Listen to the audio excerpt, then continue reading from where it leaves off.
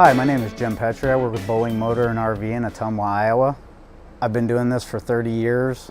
I'm RVIA Master Certified, been Master Certified for 20 years, and today we're going to cover how to winterize a 2019 Wildwood travel trailer by Forest River. One of the first steps that you're going to want to do when you get ready to winterize your unit is at the end of your camping season. You're going to want to use the opportunity to get the water out of your system before you ever leave your campsite. You'll want to drain your holding tanks. You will also want to drain all of the water out of the water heater and out of all of your water lines. And as the process of the video today, we'll show you how to aid in that so that when you get home, you won't have to try to use compressed air to blow the lines out, which, unless you have the proper equipment, can cause damage to your water lines. If at any point you're not comfortable with doing the winterizing by yourself, feel free to contact our service writers at Bowling Motors and RV in Ottumwa, Iowa. We can set up an appointment to winterize your unit for you. For the small cost of about 1 hour in labor, we'll go through, winterize your system, and if anything fails, the bill is on us for fixing it. Okay, so we're gonna go ahead and go inside the unit and start the process of getting the pressure off of the line so that we can drain the system. Okay, so we're gonna go ahead and take the pressure off of the system. The way you do that is you make sure that your water pump is in the off position, shut the pump off, and then go around to each faucet, turn the faucet on to relieve the pressure off of the water lines. So after you get the pressure off the system, you come outside and you locate where your low point drains are. You pull the caps off of each drain. That's going to allow the water that's inside in the lines to drain out onto the ground. Okay, so we're going to go ahead and cover how to drain your water heater. When you go to drain the water heater, a very important step to do is to check and make sure that the temperature has came down in the water heater if you were using it. You want to touch the pop-off valve, the brass valve that's located at the top of the water heater, and make sure that it's cool to the touch. If it's still pretty warm to the touch, you're going to want to wait and come back and drain the water heater later. So in our case, it's already cool, so we're going to go ahead and drain the water heater. On a Suburban water heater, you need an 1 1/16 inch socket to remove the plug. You just loosen it.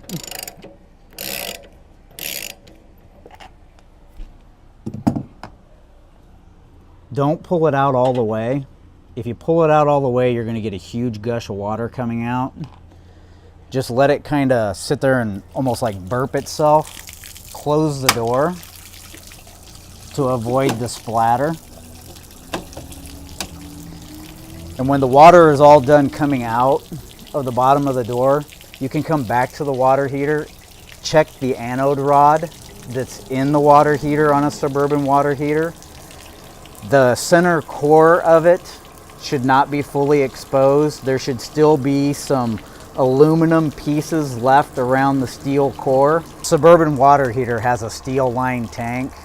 The purpose of the anode rod is to sacrifice itself to save the inside lining of the tank of the Suburban water heater.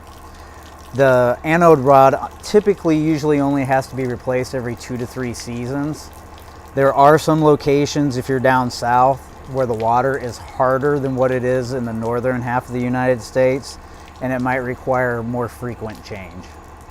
Okay, to help aid in locating your freshwater tank drain, most RVs on the outside have a similar water fill to this. Once you've located your water fill, usually directly below it is either a petcock or a plug to drain the fresh tank. Just turn it and let the water drain out. So we're going to go ahead and locate where our water pump is at inside the unit. The easiest way to locate the pump is to simply turn the water pump on and listen for where the sound is coming from. In our coach, it's coming from right down here below this access panel. To remove the access panel, just pull the 2 screws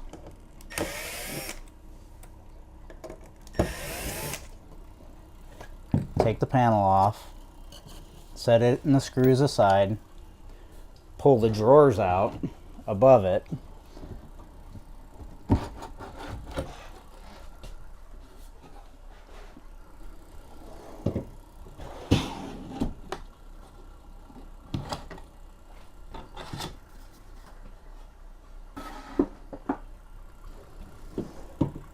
now you want to locate the inlet side of the pump. The way to locate the inlet side of the pump is, in most units, there's a filter system built onto the pump. That is the inlet side to the pump. That is the side you want to disconnect. If yours doesn't have the filter system, then what you want to do is locate the pressure switch that's on the top of the pump. Where the wires connect coming into the pump is the inlet side of the pump. Okay, some units have a bypass pre-built onto the pump to where all you have to do is turn a valve, take a hose that's already built onto the system, and put it into your antifreeze jug. If you don't have that type of system, you have to have a pre-made hose to connect to the system to get the antifreeze from the jug through your system.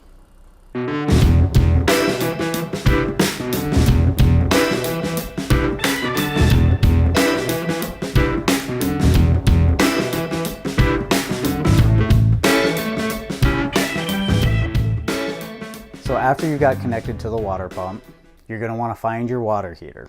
Most RVs have a water heater bypass built onto the back side of the water heater. In our case, the water heater is located in the back to where there's an access panel with the bed that you remove to get to the valves so that the antifreeze does not go into the water heater. It just bypasses it and goes through the lines.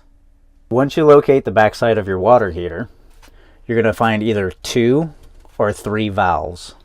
There might be a single valve, but in our case we have 2. You want to turn the valve the opposite way of how it currently is. The handle is now facing towards the bypass hose. You need to do the same thing on the bottom hose. Both valves are now facing towards the bypass hose so that when the water or the antifreeze is coming through the system, it hits the valve, backs up through the bypass hose, and continues out on the hot water side.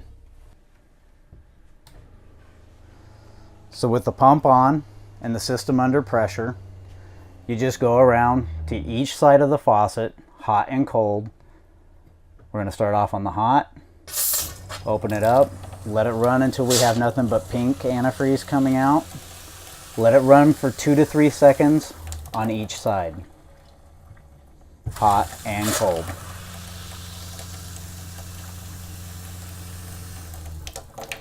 Then you just go around to each individual faucet and continue the process doing the same thing.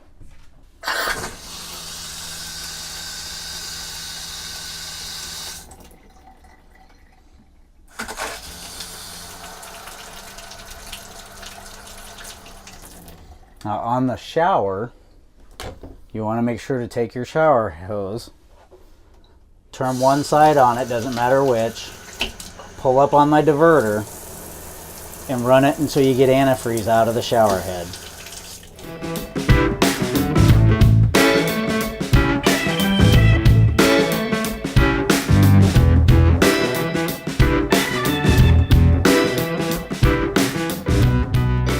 So that completes the winterizing process. The only thing we have to do now is disconnect everything and clean up the antifreeze that's left over inside the sinks. So we're going to go ahead and shut our pump off, bleed the pressure off the system, and we're going to go ahead and disconnect. And we want to make sure to reconnect our freshwater supply to the pump. That was your winterizing process on your 2019 Wildwood travel trailer. Thank you for watching. I'm Jim Pettry. stay tuned for the dewinterization video that we're going to be releasing this spring.